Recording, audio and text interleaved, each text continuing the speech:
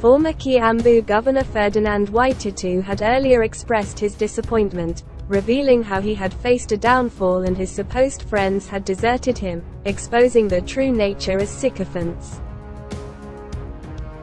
Waititu, who had received numerous calls from politicians seeking favors during his tenure, noticed that those same individuals who he had assisted and supported were no longer responsive to his calls. He acknowledged that this was a common occurrence in politics, where people approach you for assistance when you hold power, but distance themselves once you are out of office. In a recent interview with The Nation, Waititu's situation seems to have worsened. He explains how some friends he campaigned with for President William Ruto and his deputy, Rigathi Gachagua, have distanced themselves from him. Waititu claims to have actively supported Ruto's presidential campaign, even donating his vehicles.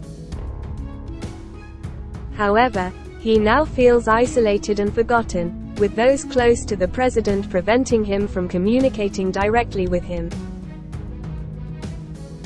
The High Court has frozen Waititu's assets, including vehicles, land, and other properties worth 1.9 billion shillings, alleging that they were acquired through corrupt means while he was serving as MP for Kibete, governor of Kiambu.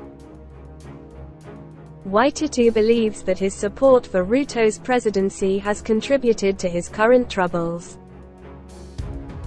He asserts that Delta Hotel and the former Jamii Bora building were financed through loans from two banks, and he is willing to provide evidence to support this claim. The hotel now sits empty, with few visitors and deteriorating fixtures. Waititu says that his phone rarely rings, and he often needs to inquire about the identity of the caller. Unlike in the past, when he was accompanied by bodyguards and fervent supporters, this time he is only accompanied by 3 friends, one of whom is a former ward representative. Waititu mentioned President Ruto's promise to dismiss or withdraw politically motivated cases initiated during former President Uhuru Kenyatta's tenure.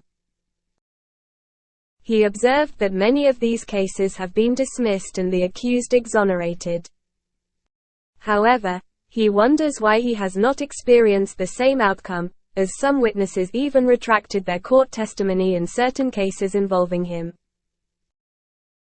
Waititu believes that his problems escalated 2 months prior to the general election when he endorsed President Ruto, prompting Kenyatta to unleash the EACC against him. In an attempt to revive his political fortunes, Waititu sought appointment to the Nairobi River Commission.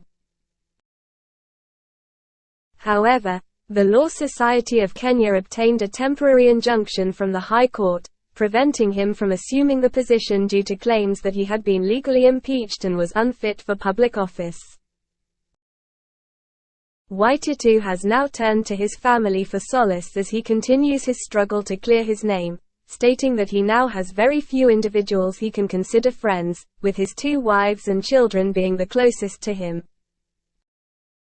To get more news, leave a like and comment below this video. Also don't forget to subscribe.